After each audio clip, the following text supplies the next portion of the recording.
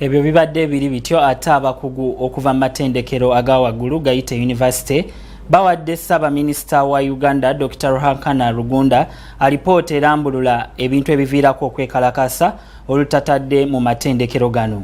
Mu alipoota y'emu bannyonnyodde embeera embi amatendekero gye gayitamu ssaako n'ebintu ebirala ebiviirako abakozi okulemesebwa okukakkalabya egyabwe.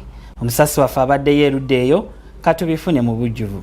Abakulira amatendekero ga University mu ggwanga basabye gavumenti ekyuse mu byensoma emisala gy'abakozi n'abasomesa okwongera ensimbi mu matendekero lwe banaasobola okumalawo emirerembe mu matendekero ga waggulu. Okusaba kuno kuteereddwa mu kiwandiiko ekikwasiddwa Ssaabaminisita Dr. Ruhakana Rugunda mu ofiisi ye wano mu Kampala abakulira amatendekero ag'enjawulo okuva mu ggwanga nga bakulembeddwamu Professor Francis Omaswa eyakulembedde okunoonyereza ku mirerembe egibutikidde amatendekero ga gavumenti aga waggulu okumaze emyaka 3. We have a journey to make to maintain that status for Makerere and for other public universities and indeed private universities here in Uganda. Right Honourable Prime Minister, this report which you are receiving today provides us an excellent opportunity to achieve that.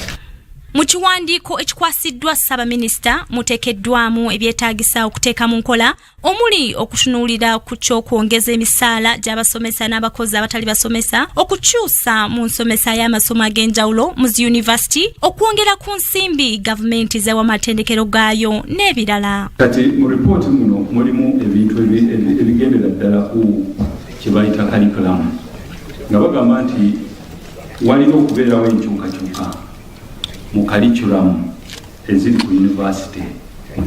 Waliwo okubeerawo enkyukakyuka mu bisomesebwa ku zi university essaawa zino kubanga n'embeera yakyuka, so toyinza kugamba nti engeri abaana gye basomangamu emyaka nga 3 emabega gye balina okusomesebwa kati.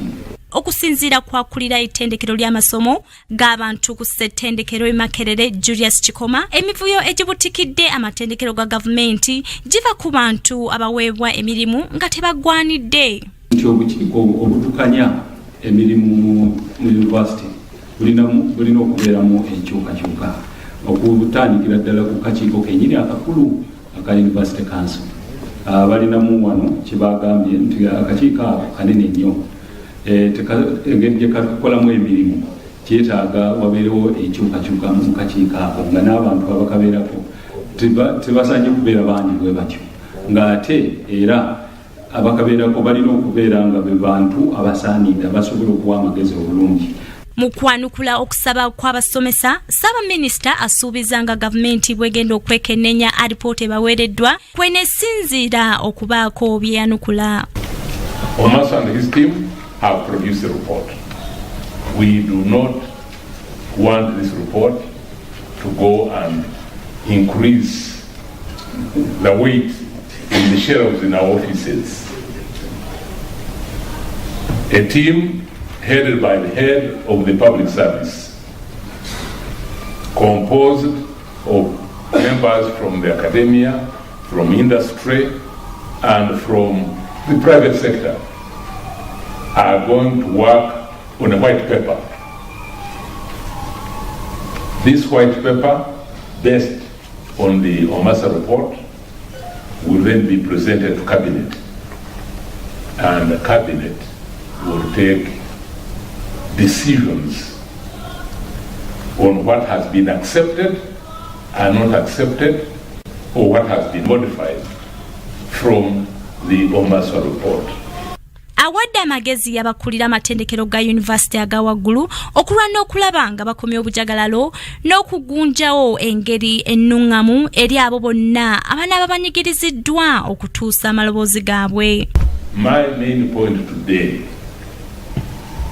is that the country and the government is looking at institutions of higher learning, the universities, young and old, to be centers of innovation and also of bringing about solutions that will help the acceleration of transformation of Uganda from a backward state to a prosperous state.